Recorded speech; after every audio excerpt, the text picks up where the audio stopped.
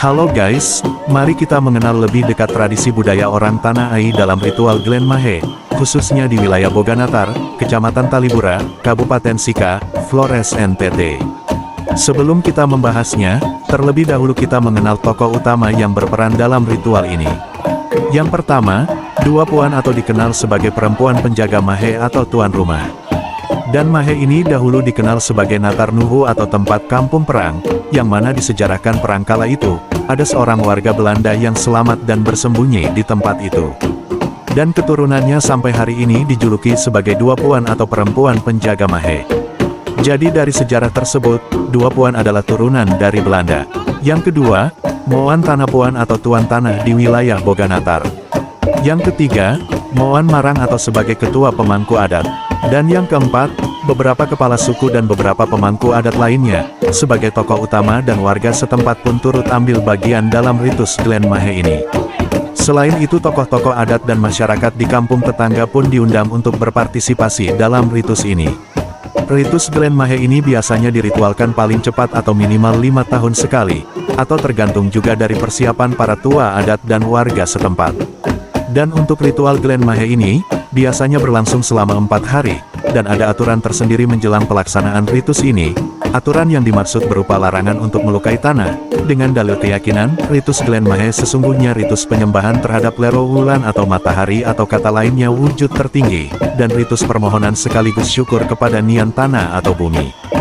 Jadi bumi dan tanah ini tidak boleh dilukai menjelang hari pertama sampai hari terakhir ritus Glen diritualkan.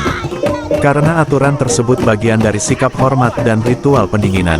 Alur keempat hari tersebut dapat diuraikan sebagai berikut. Hari pertama adalah Leron Dua Puan Plau Mau Ia Lepo Gete dan Gahar atau hari tuan rumah mempersiapkan tungku.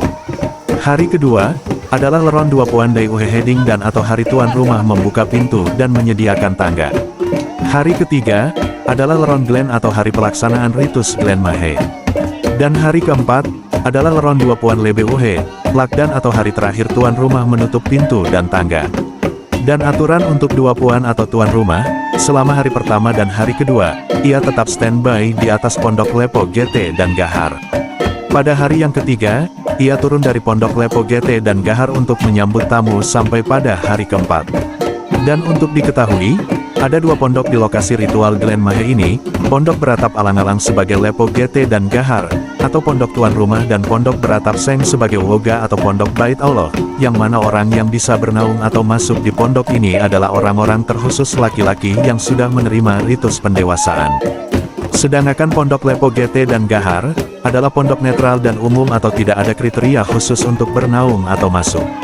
Selain itu, ada pun kayu bercabang 2 atau panga yang dikelilingi batu-batu atau dikenal sebagai altar atau tempat perarakan doa syukur dan permohonan kepada Lero Wulan atau matahari atau wujud tertinggi.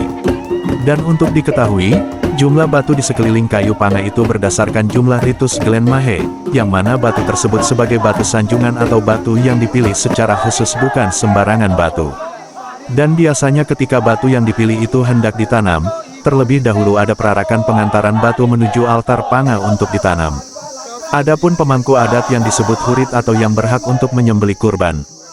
Berapapun jumlah kurban, ialah yang berhak menunjuk penggantinya untuk menyembelih. Dan jika orang yang ditunjuk tidak sesuai dengan jalurnya, maka kambing atau babi yang hendak disembelih itu akan berontak. Jika dipaksakan tetap menyembelih, maka sekalipun kurban itu kecil namun tidak akan putus lehernya atau dipotong berkali-kali. Dan jika sesuai dengan jalurnya, maka sekalipun kurbannya besar, namun disembelih atau potong 1 kali langsung putus lehernya. Yang berikut gambaran umum mengenai sejarah dan arti kata Glen Mahe, dapat diartikan sebagai ritus syukur sekaligus permohonan kepada Lero Wulan, atau wujud tertinggi dan Mahe berarti tempat atau naungan. Mahe ini dilukiskan dalam bentuk kayu bercabang atau panga yang dikelilingi batu. Dan untuk diketahui, kayu panga tersebut, bukan sembarangan kayu, melainkan kayu khusus yang dalam bahasa Klowin disebut Aioar. Kayu ini, berdasarkan hasil wawancara dengan beberapa tua adat, adalah kayu yang digunakan untuk salib Tuhan Yesus, yang mana mulai dari rencana pemotongan sampai pada penanaman kayu panga tersebut, selalu ada ritualnya. Selain itu, di hari puncak ritual Glen Mahe, jika ada sesama, yang menurut paranormal, ada gambar naga jahat atau buruk yang berada di sekitar anggota tubuh, maka hendaknya dikeluarkan oleh salah satu dari para tua adat pada saat ritus itu berlangsung, di dalam lokasi Mahe. Dan naga tersebut hanya dapat dikeluarkan pada saat Glen Mahe, demikian ungkap Moan Tanapuan dan tua-tua adat. Nah, mengenai ritus Glen Mahe ini, masih ada banyak sejarahnya, namun kita mengenalnya secara garis besar saja. Dan inilah bukti kekayaan sejarah budaya lokal kita. Karena itu, sedikit ulasan mengenai budaya. Budaya merupakan warisan berharga yang dimiliki oleh suatu bangsa. Melalui budaya, suatu bangsa dapat memperkuat identitasnya, menghargai nilai-nilai tradisional, dan mewujudkan keberagaman serta persatuan.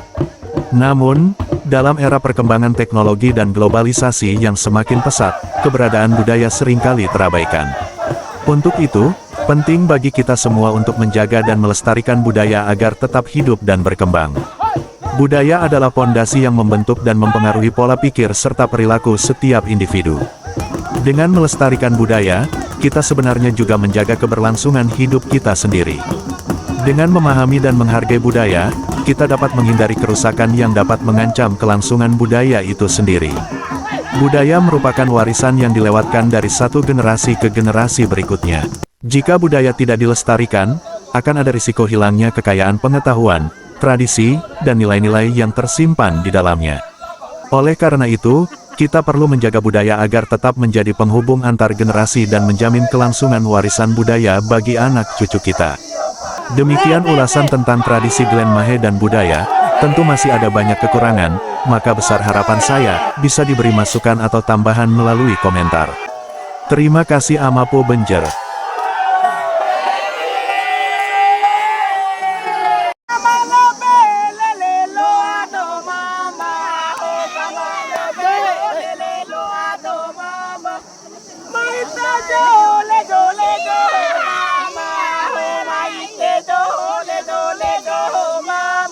Raung. Mama oh oh eh oh oh mama oh my ke jo le jo mama mama oh oh